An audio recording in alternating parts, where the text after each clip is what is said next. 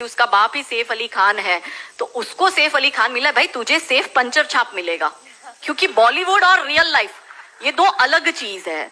पर हमारी बेटियां ये समझती नहीं। तो 13-14 साल की बच्ची के दिमाग में ये कि अगर प्यार करना है तो मुसलमान से करो, मैं इतिहास में छप जाऊंगी, मेरी तो लव स्टोरी बन जाएगी। फिर वो अलग बात है, वो 35 टुकड़ों में आती है।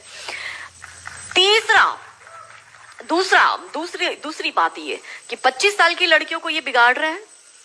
25 से 35 साल की शादीशुदा महिलाओं को बिगाड़ने का काम एकता कपूर जैसी महिलाएं अपनी टीवी सीरियल के माध्यम से करती है।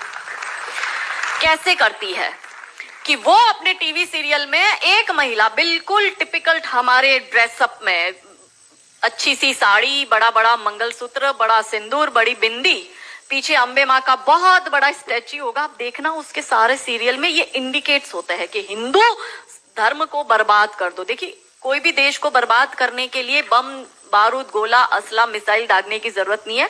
आप उस देश की सांस्कृतिक व्यवस्था, शैक्षणिक व्यवस्था और पारिवारिक व्यवस्था को खत्म कर दो, वो देश अपने आप खत्म हो जाएगा। यही षड्यंत्र चल रहा है। तो इस देश में महिलाओं और बेटियों के दिमाग को खराब कर दो, क्योंकि हम परिवार व्यवस्था में समझते हैं तो जो बेटी हमारी आज हमारे घर की बेटी, वो किसी के घर की बहू बनेगी और वो दो परिवारों को जोड़ती है, तो उन परिवारों को बर्बाद करने का षड्यंत्र चल रहा है। तो होता क्या है, दिखाएंगे क्या सीरियल में? प्यार एक से करेगी, शादी दूसरे से करेगी, फिर जीवन में कोई तीसरा आएगा, दूसरा मर जाएगा, फिर चौथा पसंद आएगा, फिर दूसरा जो मर गया वो जिंदा हो जाएगा, फिर कंफ्यूज हो जाएगी चौथे के साथ जाऊं कि दूसरे के साथ जाऊं। यही दिखाती है वो। क्या सच में यहाँ जो मेरी महिला, मेरी बहनें बैठी, वो बताओ कि क्या हम हिंदू महिला है 4-4 पुरुषों के साथ संबंध रखती है? बताओ, जोर से बोलो। क्या हमारे परिवारों में ये होता है कि हम एक को पसंद करते हैं, हम दूसरे से शादी करते, फिर हमें तीसरा पसंद आता है, फिर हमारा मर जाता है पति, फिर हमें चौथा अच्छा लगता है और जो मर गया पति वो सडनली जिंदा हो जाता है, फिर हम कंफ्यूज होते हैं हम किसके साथ जाए? क्या हमारी ये वैल्यू है?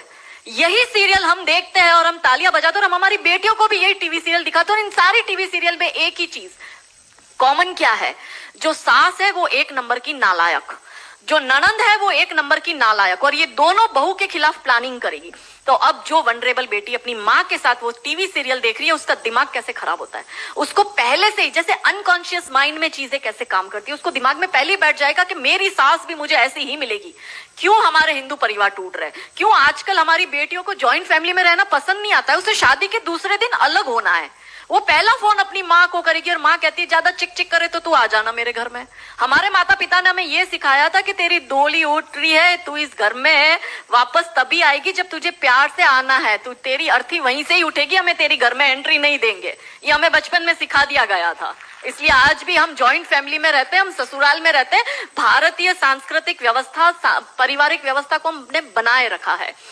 फिर एकता कपूर क्या करेगी? अनुपमा जैसी सीरियल में, ये एक ऐसी सीरियल है इसमें इतने ब्रेकअप और इतने डिवोर्स दिखा दिए कि इतने तो मुझे लगता है यहाँ जितनी मेरी बहनें और जितने मेरे भाई बैठे, इनके जान पहचान परिवार पूरे खानदान में नहीं हुए होंगे, इतने उस एक सीरियल में दिखाए। अब हमारी बेटी जो वहां जाती है उसको लगता है मेरी ननंद नालायक, मेरी सास नालायक। इसलिए अब देखो सास बहू में निपटी नहीं। पहले कैसे निपटी थी, पहले कैसे रहते थे?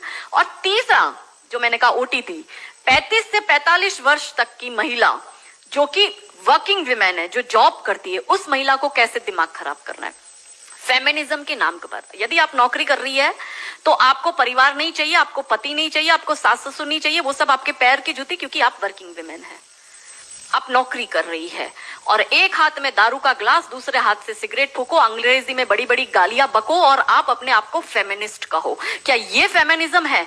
ये फिल्म क्यों नहीं बनाते नायिका देवी पर, दुर्गावती पर, रानी कमलावती पर, रानी चिन्नमा पर, रानी अब्बका पर, रानी लक्ष्मीबाई पर?